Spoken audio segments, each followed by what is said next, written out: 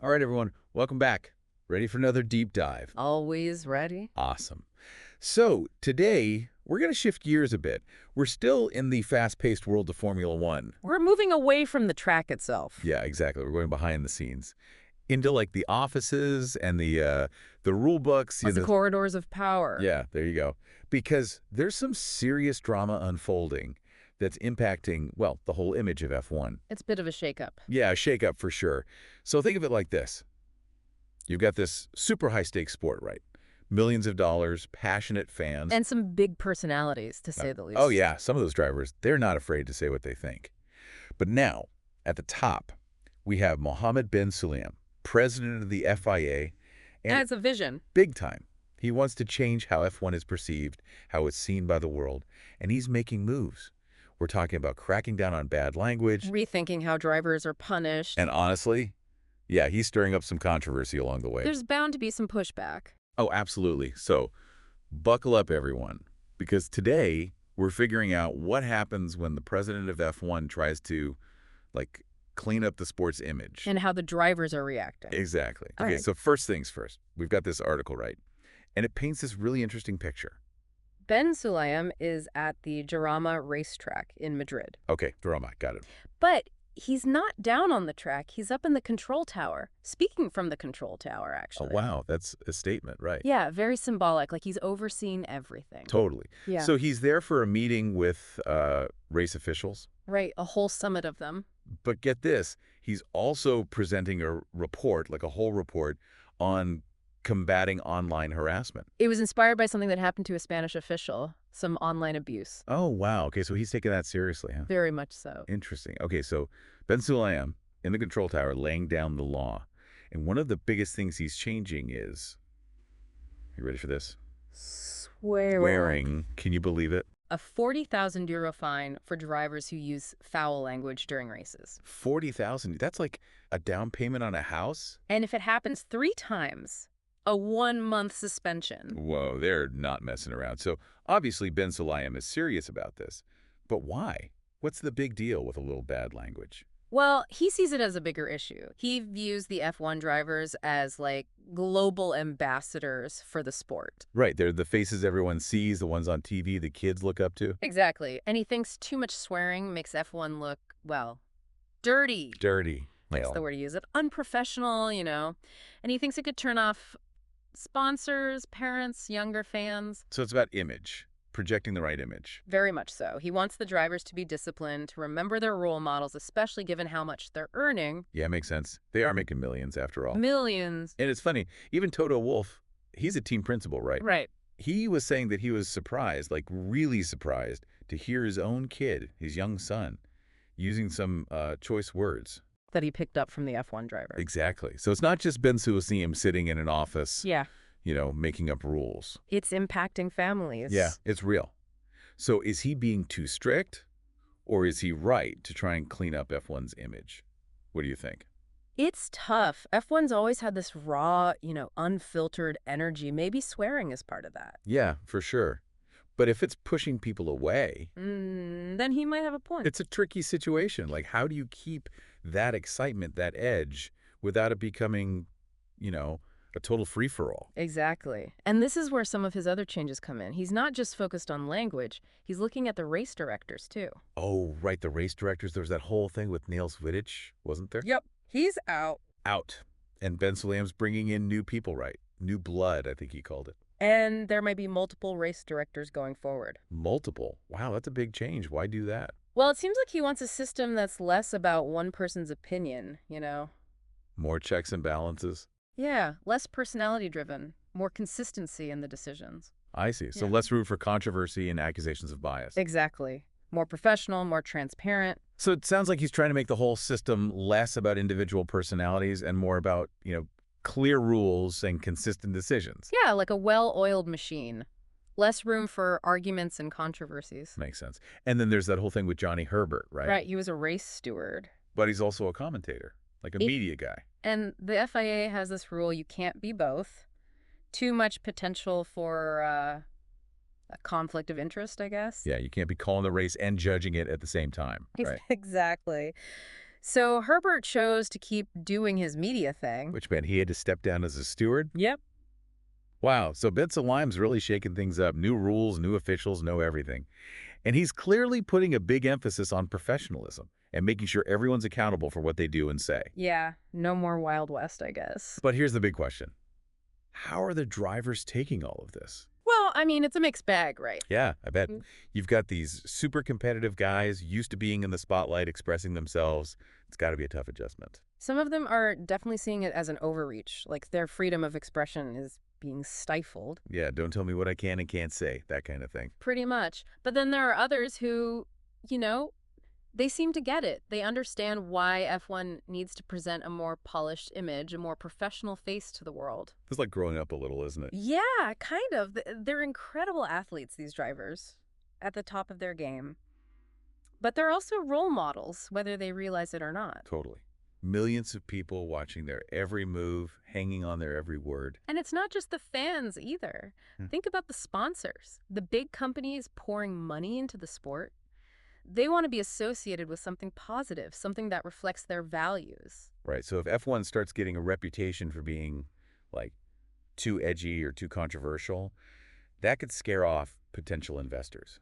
And that's bad news for everyone, the drivers, the teams, the whole sport. So it's a delicate balance. Yeah. You want to keep that raw energy, that excitement that makes F1 so compelling, but you don't want it to turn into a total mess. Exactly. So the question is, are the drivers actually changing their behavior? Are they watching their language more carefully? Are they trying to tone things down a bit? I mean, it's early days, right? But have you seen any signs of that? There have been a few interesting developments. Like, remember Max Verstappen, the current world champion? He's known for being pretty outspoken. Oh, yeah, he definitely doesn't hold back. Well, he recently had to do community service as a penalty for a racing incident. Oh, right, I remember that. And Ben Sulayem, the president of the FIA, he talked to Verstappen about it. And instead of just assigning him some meaningless task, like picking up trash or something, he encouraged him to use his platform to inspire young people. Interesting. So a more positive approach to punishment. Yeah, exactly. And Verstappen actually ended up going to Rwanda during the awards gala week, spent some time with kids there, using his influence for good. Wow, that's actually pretty cool.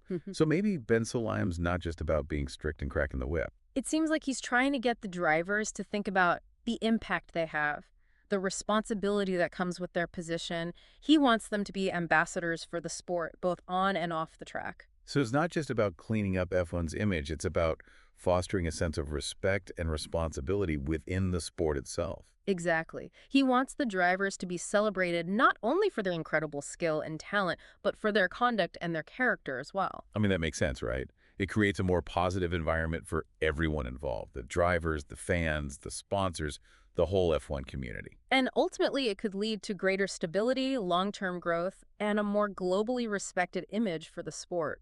Okay, so we've talked about swearing, we've talked about race directors, we've talked about the drivers themselves, but how do all these changes actually play out on the track? Like, how are the drivers supposed to navigate this new landscape where every word and every action is under such close scrutiny? It's a tough question. Because, F1 has always thrived on those big personalities, those intense rivalries. It's not just about the cars, it's about the human drama that unfolds at 200 miles an hour. It's what keeps us on the edge of our seats, right? The rivalries, the battles, the moments where the drivers let their emotions show. Absolutely. But where do you draw the line? How do you maintain that raw, unpredictable energy while also ensuring a level of professionalism and respect? It's like walking a tightrope, right? Exactly. And Ben Sulayem, he wants to elevate the sport, make it more appealing to a wider audience, but he has to be careful not to alienate the core fan base, the people who love F1 for what it is. A spectacle of skill, speed, and sometimes a bit of unfiltered passion. You don't want to sanitize it to the point where it loses its soul, its character. So what does this mean for the future of the sport? Are we heading towards a less colorful, more polished F1? It's hard to say for sure. Change always comes with pushback, right? And there will definitely be some resistance from those who see these new rules as too restrictive. Like, some of those fiery personalities aren't going to take too kindly to being told to hold their tongues. Yeah, I can imagine. Those candid moments, those outbursts, they're often what make the drivers so relatable, so interesting to the fans. Absolutely. It'll be fascinating to see how they adapt, whether they find ways to express themselves within these new boundaries. Yeah, it feels like we're at a crossroads.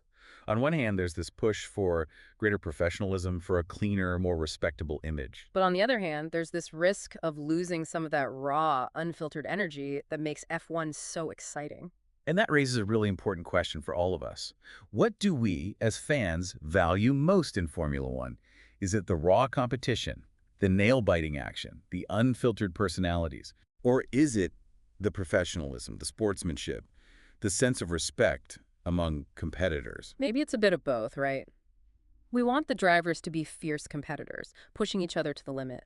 But we also want them to be role models who conduct themselves with dignity and respect off the track. We want the sport to be exciting and unpredictable, but we also want it to be fair and to uphold the highest standards of integrity. It's a tough balance to strike. It is. It's about finding that sweet spot where passion and professionalism can coexist.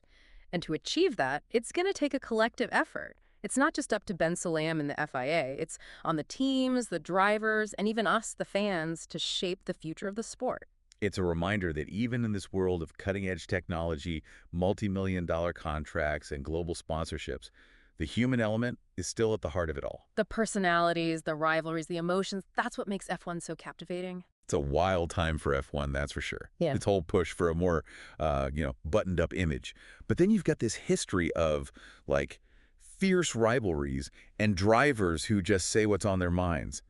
Can those two things even exist together? That's the big question, right? Can F1 grow up without losing that edge, that thing that makes it so exciting? Yeah. We don't want it to become like, I don't know, some super corporate, boring version of itself. Right. We want the drama, the rivalries, the moments where the drivers they let loose a little.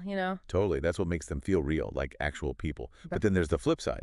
Words matter, right? And these guys, they're in the spotlight. They are role models, even if they don't always want to be. Exactly. Millions of people watching them. So yeah, got to be careful what they say and do. It's about finding that middle ground. Passion, yeah, but also professionalism. And it's not just on the drivers, is it? Nope. It's the teams, the FIA, even us, the fans. We all play a part in what F1 becomes. It's kind of cool though, right? We're watching this whole thing unfold, seeing how F1 figures out its identity. It's like a real-time evolution. Exactly. Yeah. And in the end, I think it'll be the fans who decide what kind of F1 they want to support. It really shows that F1 it's more than just a sport. It reflects, our culture, how we see the world, how we see these global icons. So next time you're watching a Grand Prix, really pay attention. Look at how the drivers interact, how the officials make decisions, how the whole thing is presented. Ask yourself, is this the F1 I want to see? And don't be afraid to, speak up, talk about it with other fans online, wherever. Let's shape the future of F1 together. It's an amazing sport. Absolutely. All right, that's going to do it for this deep dive into the world of Formula One. We covered a lot today, but the conversation's not over. Keep thinking about it. What do you want F1 to be? Exactly. Thanks for joining us, everyone. Until next time, keep exploring, keep questioning, and keep diving deep.